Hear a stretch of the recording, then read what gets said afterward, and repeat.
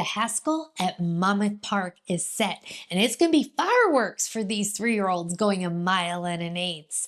Journalism is fresh off the Belmont and ready to meet with his Preakness rival, Gosger. But don't blink, Bob Baffert is in the mix with a live contender, and when he comes to the Jersey Shore, he brings winners, 9 in the last 30 years, to be exact.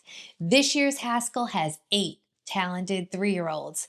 And I went back and looked at the last 30 runnings of the Haskell, and yes, I said 30, to find 4 angles that we can all use to help evaluate the horses. Facts and figures are going to give you the winning edge. I give you the stats, you make the picks. Hi, it's Maura from Trifecta and a little bit extra. And this video is all about those 4 angles and how the 8 contenders stack up. But I do want to remind you, horse betting is not legal in every state. So if you're betting, just make sure it's legal. Before we get started, I want to shout out 3 subscribers, because last week I had this little contest going on with the Diana, and I said, if you give me your 2-horse exacta box and you get it right, I will shout you out on my next video. So congrats, Julie McCrary, number 8, Tote Pocket, and Mike LX8TP. And I'm doing that again in my coaching club American Oaks video, which you could find right here. But this video is all about those angles over the last 30 years that could have helped us find our winners. So let's dive right in. So I do think that these 4 angles are going to be very helpful to you when you're doing your handicapping. But are they going to guarantee a winner? Absolutely not. Nothing in horse racing is foolproof. But we're going to begin with the most important, and that is proven graded stakes form. 93% of the time. 93%. Can you get any higher than that? The winner of the Haskell had a win in a graded stakes race. Only 2 out of the last 30 years didn't have that win in a graded stakes race, and that was Go Rocket Ride and Painter. In addition, if that graded stakes win was at this distance, 1.1 miles or longer, 21 out of the 30 winners, that's 70%, had a win at this distance or longer. So that's the second angle that we're going to use. Your third angle is going to be, how did the horse do in their final prep race? 23 out of the 30, 77% of the time, the horse that won the Haskell either came in first or second in their prep race. And 50% of the time, they were a winner. And 1/3 of those horses used the Belmont as their prep race. Now we're going to see horses in this race that used local Monmouth prep races to get ready for the Haskell and may have won or came in second in those races. But only 3 winners in the past 30 years came out of those local prep races. And you may think, well, having experience on the Monmouth track could be very helpful to a horse, but it could just be that these local horses are now meeting up with horses that ran in the Triple Crown, and that graded stakes form is having a bigger influence on the horse winning the Haskell. The 4th angle is tactical speed. Horses that are on or near the lead do better at this race and in general at Monmouth. 22 out of the last 30 winners were within 2.5 lengths of the leader at the half pole. And the reason why it's hard for horses, specifically closers, to win at Monmouth is due to the short stretch. The stretch is only 990 feet, and you compare that with the Churchill Downs, which is slightly over 1,200, or Saratoga and Keeneland, which are between 1,100 and 1,200 feet. Closers need to have that momentum coming down the stretch, and a short stretch doesn't give them a lot of time to build up that momentum. But does that mean they can't win? Absolutely not. We have seen 8 horses that are coming off the pace win this race. The most recent was Cyberknife in 2022. He was 4.5 lengths off the pace. Now, he did have a fast pace to run into and clicked off all the other angles. Another example, 2017, Gervin. He was 9 lengths off the pace. Again, clicked off all the other angles. Now, if you look at this year's race, looks like we are going to have a fast pace to run into. So being tactical could be key, but maybe you do want to stress some more of those other angles. But I will say this, even in fast-paced scenarios, we have seen horses in the Haskell win on or near the lead. 2 examples, Maximum Security and Good Magic. There are a couple other things I do want to mention because they can be helpful to you. May not be part of the angles, but things you want to take note of. First is the Bob Baffert effect. Bob Baffert has won 9 out of the last 30 runnings of the Haskell, and he's got goal-oriented in this race. Also, sometimes we shy away from post position 1. Don't do that here. 7 of the last winners came out of post position 1. In fact, 13 came out of post position 1, 2, or 3. Now let's look at how each horse compares to the angles. In post position 1, we have Bracket Buster, trained by Victoria Oliver. He'll be ridden by Johnny Velasquez, and Johnny Velasquez rode this horse to his maiden win in October. 7 starts, 2 wins, 1 place, 1 show. Besides that maiden win going 1 mile and a 16th at Keeneland, his only other win was his last time out, and that was here at Monmouth in the Pegasus Stakes. Now, we like to see a horse win their last prep race, so that's a really good angle, but remember, only 3 out of the last 30 winners of the Haskell came out of a Monmouth prep race, and that could be that they're meeting up with classier horses.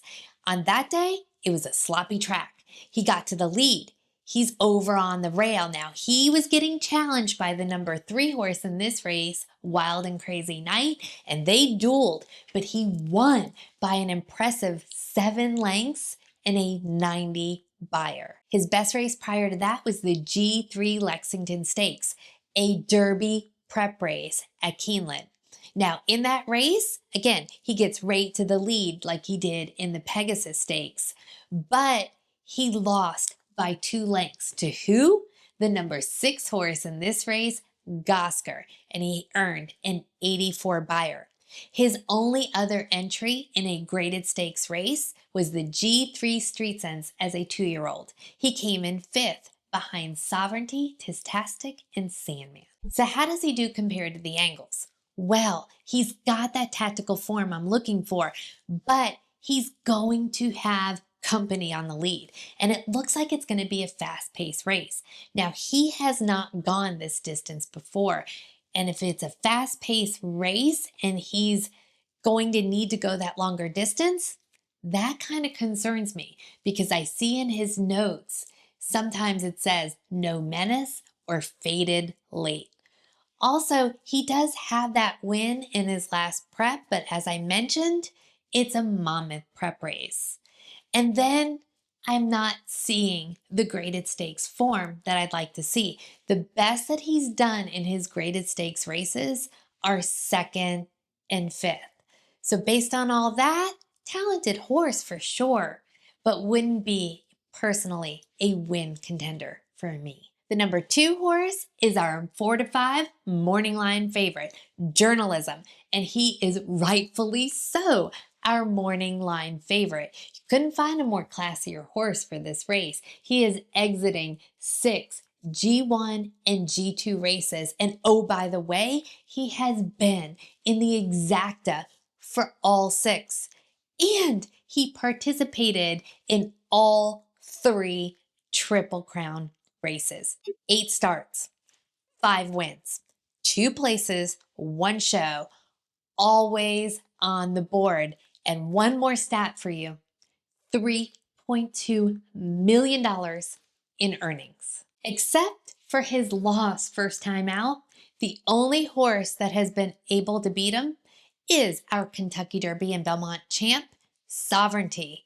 Oh, and he has registered 4 triple-digit buyers.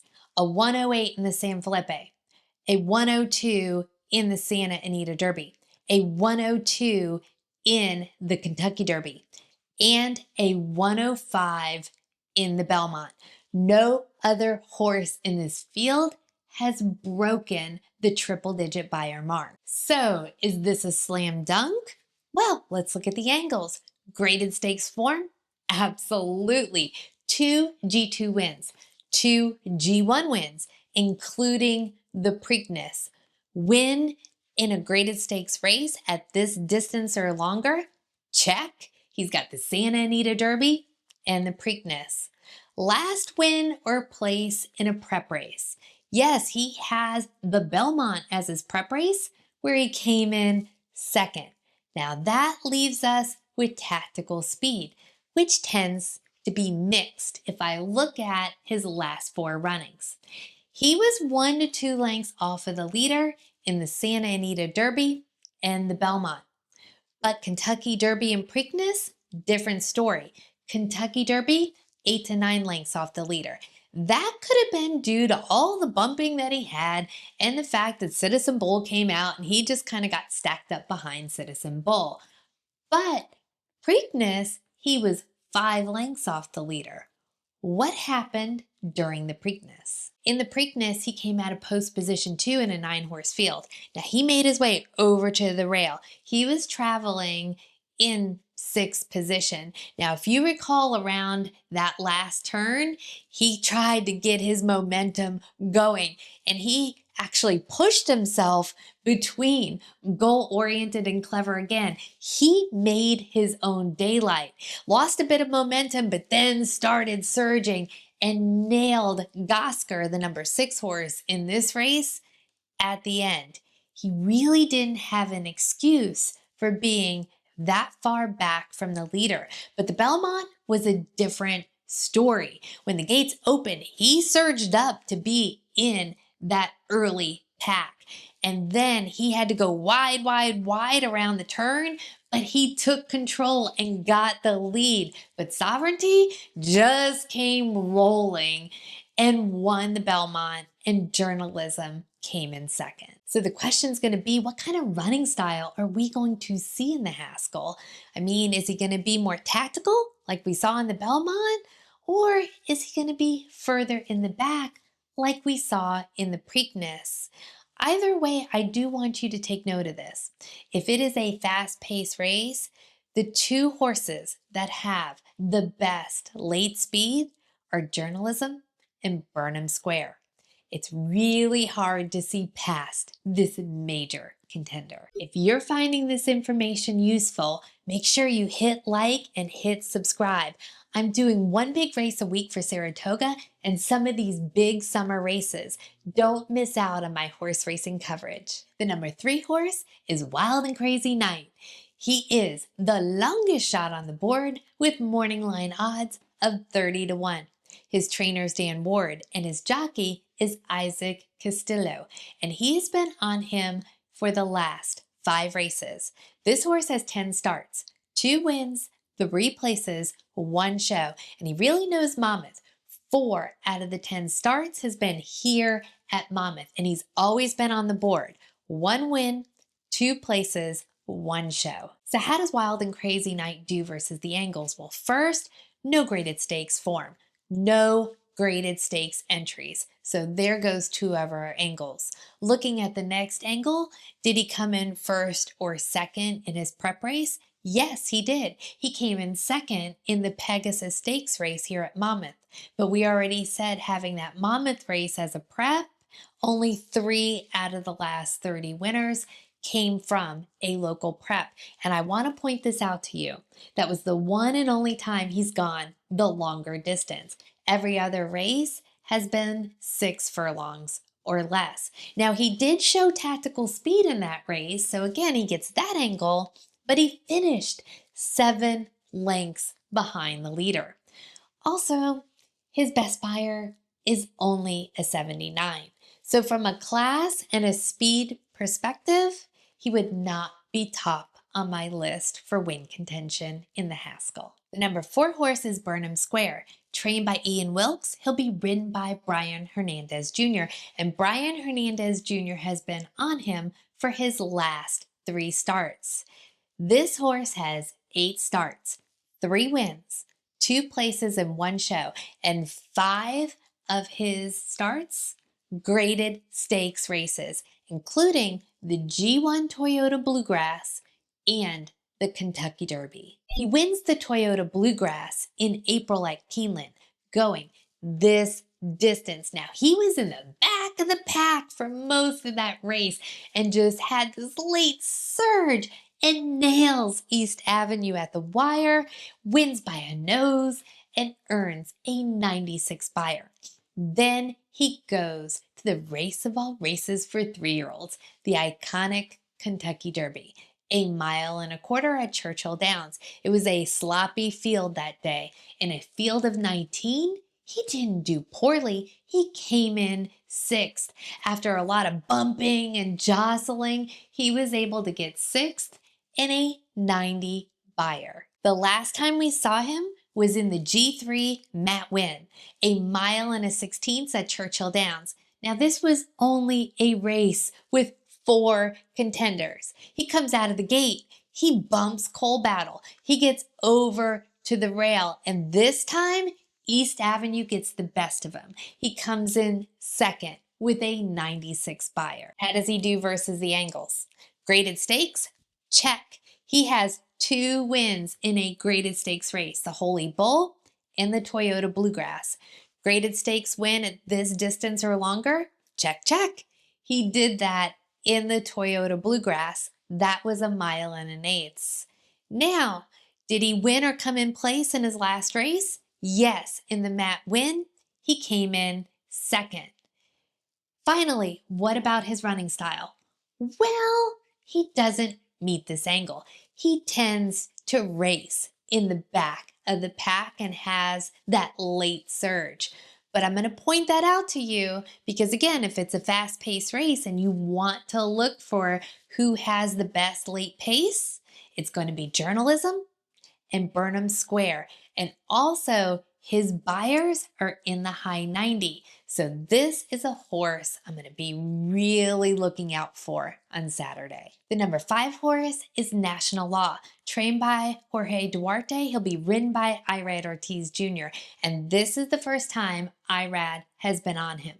5 starts, 2 wins. He has 2 starts at Monmouth, but none are winners. And I want to point this out. No graded stakes wins and has never gone this distance before. But he is by constitution, so you would think he could get the distance. His first win was a $50,000 main race at Parks going a 1 mile and 70 yards. He stalked the pace, he led midway, and he wins with a 57 Beyer. Then he goes to a $49,000 allowance race, a 1.16 miles at Pimlico. In that race, he hit the gate. He was off slow, but he came under a drive and won with a 70 Beyer. Last time out was the Pegasus Stakes race here at Monmouth, a 1.16 miles, and he met up with the number 1 in this race, Bracket Buster, and the number 3, WildnCrazynight. Now that pair went 1 and 2. He came in 4th with a 76 Beyer. So versus the Angles, no graded stakes form. Does he have a win or a place in his last race? No. Does he have tactical speed? Well, I'm not really sure because sometimes he's within 2.5 lengths from the leader at the half pole and sometimes not. And his Beyers are some of the lowest. So National Law would not be a win contender for me. The number 6 horse is Gosger. Trained by Brendan Walsh, he'll be ridden by Luis Saez, and together they have a 27% win rate. This is a lightly raced horse, 4 starts, but he's got 2 wins and 2 places, so 100% of the time in the exacta. Oh, and by the way, this is the horse that almost beat journalism in the Preakness. He wins his $94,000 maiden race going a mile at Gulfstream with an 88 buyer. Then he goes to the G3 Lexington Stakes, a mile and a 16th at Keeneland. There he meets up with Bracket Buster, the number 1 horse in this race. When the gates open, he gets over to the rail. Now he is on the rail for most of the race, stalking in 3rd or 4th position. Around the final turn, he comes off the rail. He then commands the race, getting ahead of the lead pack and winning with an 87 buyer. Next stop is the Preakness. And in that race, he's coming out of post position 9 in a field 9, so he is the widest coming out of the gate. He rushes up to the lead. He has to stay wide. Now he is on the outside of the leader. Clever again. Around the turn, he takes command and he is first down the stretch. And you would have thought this was Gosger's day to shine, but journalism, bam, just nails him. Gosger comes in second by a nose, but earns a 97 buyer, which is the second highest to journalism in this race. Now let's look at the angles. Graded stakes win? Yes, the G3 Lexington. Does he have the right running style? Absolutely. Does he have a win or a place in his last prep race? Yes, he came in second. The only angle he's not matching is having a graded stakes win in a race that is at this distance or longer. But look, he only lost by a nose to journalism in the Preakness. So I'm going to kind of give him that angle and say, man, you really got to watch out for Gosger, especially if you're giving more weight to having tactical speed. He is a win contender for me personally. The number 7 horse is Kentucky Outlaw. 5 starts, 3 wins, and 1 show. Now, I just want to say off the get-go, none of his starts have been in graded stakes races, so 2 of the angles are off the list. Let's look at his wins. His first 2 were at Parks. One was a maiden race going 6.5 furlongs. He wins by 7 lengths and he earns a 73 buyer. Then he goes to a $50,000 allowance race, wins by 5 lengths and earns an 83 buyer. His other win was here in May, the Long Branch Stakes, going a mile and 70 yards. Now that race, he got blinkers for the first time. He comes out of the gate a step slow, but he rushes up to the lead pack. Now he is really wide. He is keen going around that racetrack. Paco Lopez really had a hold on him, but he was able to get the win and an 80 buyer. The last time we saw him was the Delaware Derby in June, a mile and a 16th. He gets to the lead, but he weakens and finishes 3rd. So if you look at the angles, no graded stakes form. Did not win his last prep race. Does he have tactical speed? Well, he's going to want to get to the lead, but remember, he's going to have company on the lead. And when I look at his speed, he would really need to improve in speed. So for me, he would not be a win contender. The number 8 horse is Bob Baffert's Goal Oriented. And remember, when Bob Baffert comes to this race, you're going to want to pay attention. He has won 9 in the last 30 years. This is a very lightly raced horse. 3 starts with 2 wins. Flavien Prat is on him, and Flavien has been on him for 2 of his starts. Let's look at his 2 wins. The first was a 6 furlong maiden race at Santa Anita. He wins by 3 lengths, and he earns a 91 buyer. Now, in comparison, it took journalism 3 tries to break the 90s in buyers. But Goal Oriented did it first time out, but follows it up with another 91 buyer in a $127,000 allowance race at Churchill Downs, going a mile and a 16th on a sloppy track. Next stop for him is the Preakness, a mile and 3/16 at Pimlico. And here he's meeting up with Gosger and journalism. He comes out of post position 1.